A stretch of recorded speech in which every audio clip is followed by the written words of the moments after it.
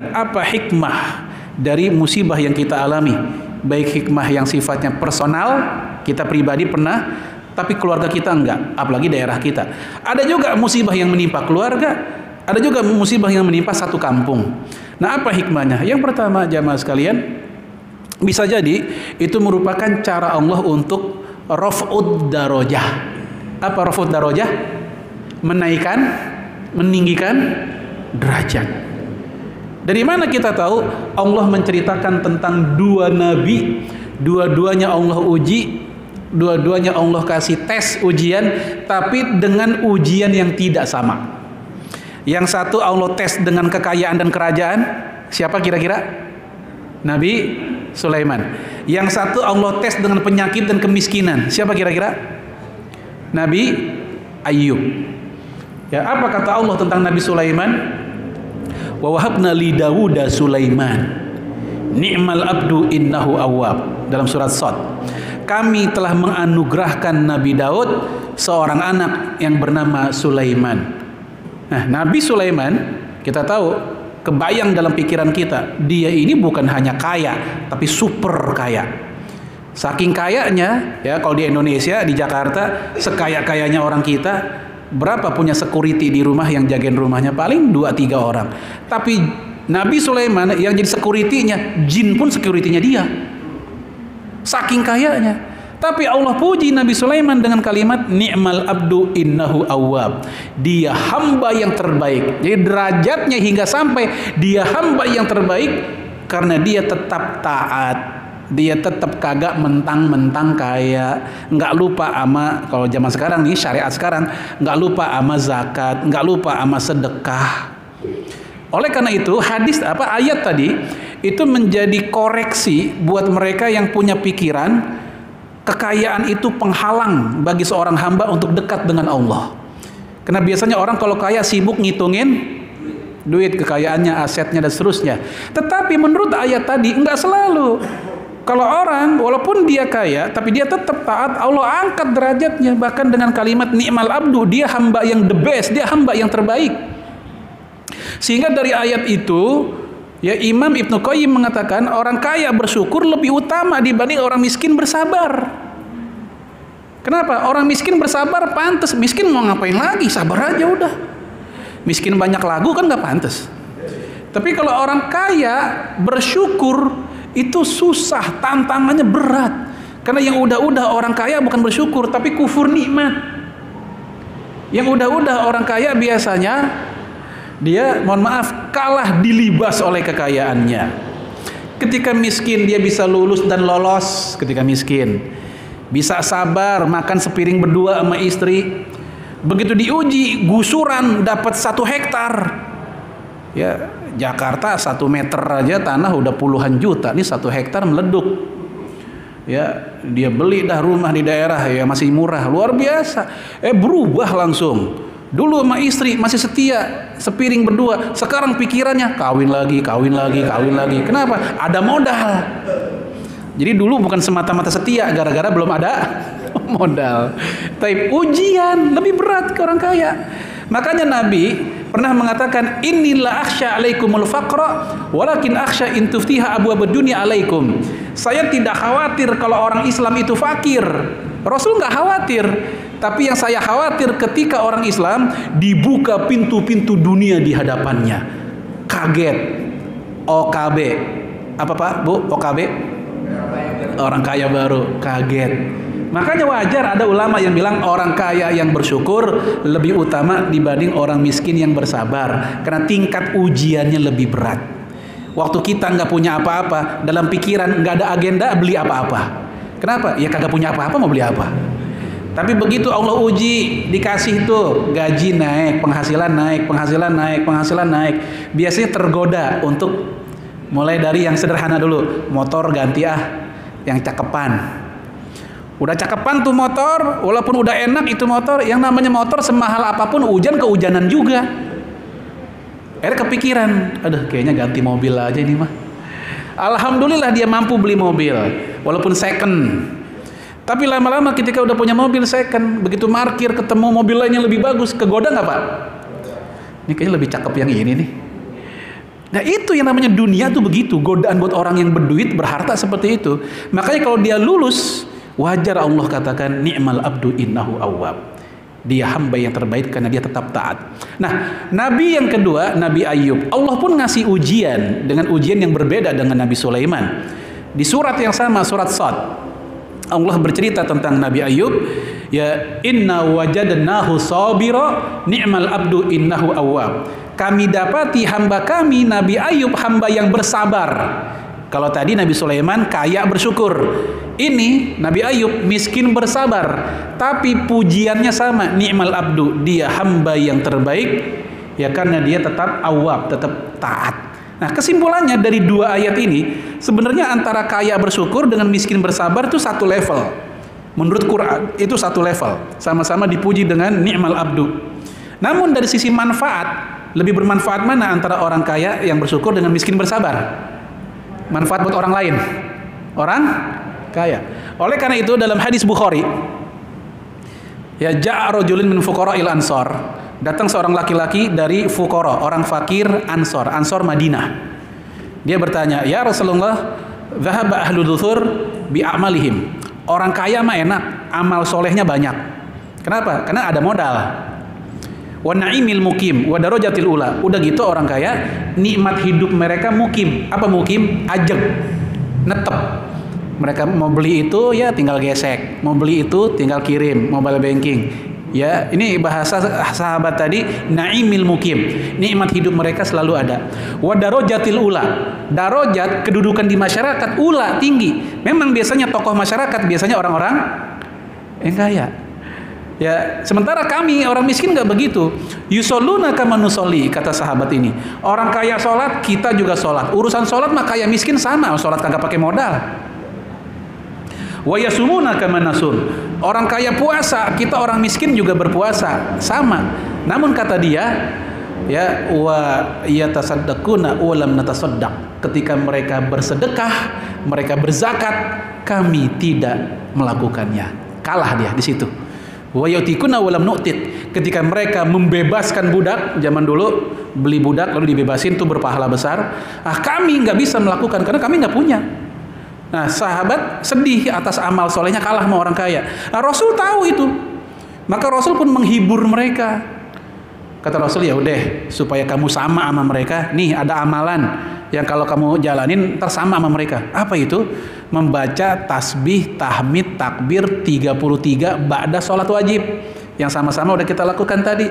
Itu bisa nyusul mereka tuh. Seneng nih orang fakir, seneng. Ternyata ada cara yang bisa nyamain orang kaya dalam ibadah dengan cara tanpa modal.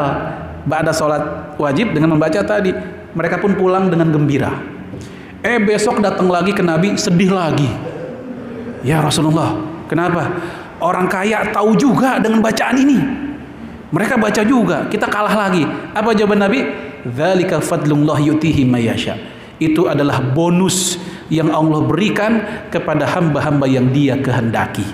Dari sinilah kemudian tadi ya para ulama mengatakan, ada yang mengatakan orang kaya lebih utama karena dari sisi manfaat. Ya, sementara Imam Ghazali mengatakan orang miskin yang bersabar lebih utama dibanding orang kaya bersyukur. Ini beda pendapat beliau dengan Ibnu Qayyim. Apa alasan beliau? Kenapa yang miskin bersabar lebih utama? Hadis Sahih Bukhari, kisah Nabi pulang dari Isra Mi'raj. Sepulang Nabi dari Isra Mi'raj, Rasul kan cerita bahwa beliau diunjukin dalamnya surga dan neraka. Ternyata di surga rata-rata isinya orang miskin. Di surga rata-rata isinya orang miskin. Ya, begitu aku diunjukin isi neraka, ternyata rata-rata isinya orang kaya. Bukan, perempuan. Nabi bilang begitu. Jadi nggak lantas yang ini jadi orang kaya, tapi Nabi bilang isinya perempuan. Lalu berdirilah seorang wanita, kayak kayak setengah protes gitu. 5 ya Rasulullah. Kenapa ya Rasul? Kok di neraka kebanyakan perempuan? Jawaban Nabi yaitu takfurnal ashir wa takfurnal syakah. Karena mereka kaum wanita banyak kufur nikmat terhadap muasyarah suami. Muasyarah itu ya nafkah, ya apa begitu. Dan juga mereka banyak yang berkeluh kesah ya tentang apa yang sudah diberikan oleh suaminya. Neng, maaf ya, ini hari abang lagi nggak ada duit, ada 50.000 doang, ya maaf, jangan lupa ya rendang. Istrinya mikir 50.000 rendang, sendal gua rendang. Padahal suaminya nggak bilang daging rendang, suaminya hanya bilang rendang. Berarti apa? Kentang juga bisa, tempe juga bisa. Insya Allah 50 cukup. Cukup bu? Tempe di rendang 50.000 cukup. Nah gara-gara itu istrinya mulai dah kepikiran buat ngebanding-bandingin. Tahu nggak bang, kemarin tuh tetangga kita si Anu, uang belanjanya dia cerita ke saya sehari 300.000 dari lakinya. Padahal dia masih muda, kerja juga baru kemarin. Ya mobil udah gonta-ganti lah abang, motor masih begitu suaranya, kredit kapan lunasnya kita bang? Akhirnya gara-gara itu sumpek juga suaminya. Aduh ya Allah gimana ya, emang kita udah jungkir balik tapi hasilnya Allah kasih segini. Nah gara-gara itu mohon maaf muncullah keluh kesah dari istri, lupa dengan kebaikan yang lain. Hati-hati ibu-ibu. Sebagaimana mohon maaf bapak-bapak pun juga diuji. Kadang bapak-bapak kaum laki tidak bersyukur dari sisi apa? Penampilan istri. Kondangan sama bini ngebandingin dengan bini orang. Ya, begitu datang ke anggaplah gedung, ya banyak perempuan lain juga dengan dandanannya masing-masing. Kalau laki-laki mah kondangan kan dandannya begitu-gitu aja, ya peci, batik, udah celana. Ibu-ibu tuh perabotan lenongnya banyak yang dibawa. Menor. Akhirnya suaminya kepikiran ngebandingin dengan bininya sendiri, dia liatin bininya, ya Allah begini amat ya, yang itu aduh. Ya, lu bisa tuker tambah nggak? Tuker tambah kata lakinya. Ya, taib. Jadi masing-masing diuji. Perempuan diuji dengan rasa syukur dari pemberian suami, suami diuji dengan rasa syukur terhadap pelayanan dan semua dari istri kepadanya. Semua wajib kita syukuri. Taib jemaah sekalian, ini yang pertama raf'ud darajah, sebagai ujian buat menaikkan derajat kita, sebagaimana derajat Nabi Ayub dan Nabi Sulaiman alaihi wassalam. Yang kedua, musibah itu sebagai sarana untuk menghapuskan dosa kita. Ya, sampai-sampai kesusupan duri, ya hatta syaukah yushakuha, kata Rasulullah. Sampai-sampai kita ketusuk duri dan dia sabar.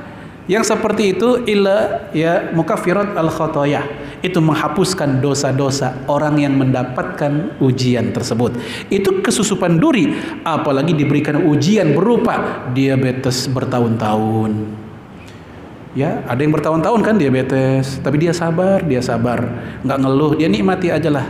Mungkin ini cara menggugurkan dosa masa-masa mudanya dulu. Allah kasih penyakit yang lain misalnya apa dan seterusnya. Malah ada seseorang yang Allah tinggikan derajatnya bukan karena sholat, puasa dan zakat. Allah tinggikan derajatnya karena kesabaran dia dalam menjalani ujian tadi. Allah tinggiin derajatnya. Baik, ini yang kedua, sarana untuk penghapusan dosa kita.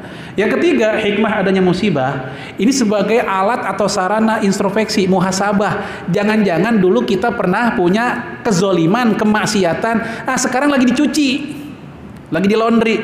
Apa dalilnya? Hadis Imam Abu Daud. Nabi bilang, az-zulmu thalathah. Kezoliman itu ada 3. Yang pertama, zulmun la yutraku. Kezoliman yang gak akan Allah biarkan, Allah bales. Yang kedua, zulmun la yukfaru. Kezoliman yang gak akan Allah ampuni. Apa maksudnya? Syirik. Inna syirka la zulmun azim. Syirik itu kezoliman yang besar. Yang ketiga, zulmun yukfaru, kezoliman yang akan Allah ampuni. Itu dosa selain syirik. Nah, yang pertama tadi zulmun la yutraku, kezoliman yang tidak akan Allah biarkan. Maksudnya apa? Allah balas, baik cepat atau lambat di dunia. Mendingan dibalas di dunia daripada di akhirat. Lebih pedih. Ya, makanya ketika kita lihat, saya heran kalau beli motor kok kayaknya kagak awet ya. Sekalinya awet hilang. Sekalinya bagus dan awet, alhamdulillah bisa bertahan 2 tahun, dicolong sama orang. Sekalinya nggak bagus, ya rusak melulu misalnya. Ya kita introspeksi, mungkin dulu pernah kita berbuat zolim. Ya, dan kezoliman itu la yutraku, Allah tidak biarkan. Mungkin dulu zaman muda kita beli bakwan 5, ngakunya 2. Iya, itulah yang membuat Imam Ibnu Sirin Ketika dia ini pengusaha sekaligus juga seorang ulama hadis, ulama fikih, kawan dekat Imam Hasan Al-Basri. Beliau pengusaha madu, punya madu ribuan drum. Salah satu drumnya ada yang kejatuhan bangke. Nah, karena cuma satu, ya karyawannya lupa di drum yang mana. Ia dicariin satu-satu karena nggak ketemu, dia ngambil keputusan yang sangat ekstrim. Udah, tumpahin aja semuanya daripada konsumen jadi kenapa-napa, dia punya tanggung jawab, tumpahin semua. Gara-gara itu dia bangkrut. Lalu setelah itu dia berpikir, apa dosa saya, apa maksiat saya, apa kezaliman saya sehingga Allah uji kayak begini. Dia nyari, ketemu, dia ingat masa-masa muda. Ketika dia ke pasar, terjadi transaksi dengan seorang pedagang, tawaran dia ditolak oleh pedagang. Pedagangnya ibu-ibu perempuan. Begitu tahu tawarannya, Bu sekian ya Bu, wah nggak bisa. Apa jawaban dia? La robahakillah. Semoga daganganmu tidak untung. Digituin, didoain buruk. Ya kalau bahasa kita, ya Allah Bu, udah kagak punya untung dah Bu, digituin lah. Sedih si pedagangnya, si ibu-ibu itu. Maka Ibnu Sirin berpikir, apakah kezoliman saya yang itu? Akhirnya Allah balas 40 tahun kemudian. Lihat. Maka jamaah sekalian, sekali lagi, ketika kita punya musibah segala macam, ini jadi bahan muhasabah, introspeksi. Mungkin kita pernah berbuat zolim atau apa, dibalas sekarang. Ya, Ibnu Abbas bercerita, para sahabat Nabi, mereka tahu habis bikin maksiat itu dari dua hal tandanya. Pertama, perilaku istri yang tumben tidak taat, dan juga perilaku hewan ternak mereka yang biasanya susunya lancar buat dijual, susunya tidak lancar. Itu yang difikirkan oleh sahabat Nabi atau orang-orang soleh terdahulu. Kalau mereka habis bikin maksiat, yang mereka fikirkan adalah kelihatan dari tingkah laku istrinya yang nggak lagi friendly, yang nggak lagi hangat. Biasanya kita pulang disambut, Bang kopinya apa? Nah, sekarang mah lain, Neng kopi ngapa? Emang gue pembantu, begitu katanya. Nah, yang kita pikirin ketika istri kita kayak begitu, jangan mikir tadi yang ganti tukar tambah tadi. Yang kita pikir adalah, ya Allah, ketidaktaatan apa yang saya lakukan hingga akhirnya engkau buat istriku tidak taat kepadaku. Itu yang kita pikirkan. Jadi introspeksi diri. Kalau istri kita udah mulai kagak asyik sama kita introspeksi, saya dosa apa ya, maksiat apa yang saya lakukan. Nah, termasuk juga tadi hewannya nggak lancar susunya. Apa artinya kalau kita konversi ke zaman kita, bisnis kita kagak lancar. Biasanya setahun 2 tahun lancar, nih tumben ya. Ya, sejak zaman sebelum pandemi juga udah nggak lancar. Saya dosa apa? Nah, gitu. Ini yang ketiga, sebagai bentuk bisa jadi ini laundry-nya dosa-dosa kita, kezaliman kita masa lalu. Yang terakhir, yang keempat, ini bisa jadi sarana kita dimasukkan ke dalam surga. Dalilnya surat Al-Baqarah ayat 214. Am hasibtum an tadkhulul jannah walamma ya'tikum mathalul ladzina khalau min qablikum massathumul ba'sa wad-dharra wazulzilu hatta yaqula rasulul ladzina amanu ma'ah mata nasrullah ala inna nasrullahi qarib. Ya, Allah berfirman, apakah kalian menyangka masuk surga padahal kalian belum diuji? Dikasih uji dulu masuk surga. Apakah kalian menyangka bakal masuk surga padahal kalian belum dites? Ya, sebagaimana orang-orang dulu sebelum kalian juga ngalamin diuji juga. Wazulzilu, mereka ujiannya berupa goncangan hidup berat. Hatta yaqula rasul walladzina amanu ma'ah. Saking beratnya, Rasul dan orang-orang beriman bersamanya berkata, mata nasrullah, kapan Allah nolong kita? Pernah nggak Bapak Ibu ngalamin sebuah keadaan di rumah tangga atau di mana sampai terucap, kapan ya ini urusan kelar gitu, masalah anak, masalah ekonomi, masalah apa? Rasul dan para sahabatnya sampai berkata demikian, mata nasrullah, kapan Allah nolong kita? Akhirnya Allah katakan, ala ketahuilah, inna nasrullahi qarib, sesungguhnya pertolongan Allah itu dekat. Pertolongan Allah dekat dengan hambanya ketika kapan? Puncak-puncaknya musibah dan puncak-puncaknya kita pada kesabaran dan upaya keluar dari musibah. Jadi kalau masih baru-baru udah berharap buru-buru, nanti kita udah pada puncaknya usaha belum? Lihat kalau kita lagi ke daerah puncaknya dingin di Megamendung atau Situ Gunung itu bukannya jam 12 malam, puncaknya dingin justru menjelang subuh, menjelang ketika matahari muncul malah. Itu puncaknya rasa dingin. Kita mau wudhu nggak enak, dingin banget. Ketika jam 11, jam 12 kadang kita masih ngobrol. Ya kalau kita lagi di villa. Tapi begitu puncak-puncaknya dingin malah menjelang matahari terbit. Seolah-olah ini fenomena alam memberikan pelajaran kepada kita. Ya kalau kita mendapatkan masalah, justru puncak-puncaknya masalah itu tanda insya Allah dikit lagi masalah kita akan kelar. Itu cara husnuzon kita ketika kita mendapatkan masalah. Baik jemaah sekalian, ini diantara hikmah ya adanya musibah. Tadi udah kita bahas definisinya, kita udah bahas sebab-sebabnya, dan kita pun juga udah bahas beberapa hikmahnya diantara banyak hikmah dari musibah. Ya semoga bermanfaat. Saya nggak tahu apakah ada diskusi atau tidak. Ya, saya kembalikan ke jamaah. Saya tutup dulu. Hadanallah wa yakum ajma'in. Assalamualaikum warahmatullahi wabarakatuh.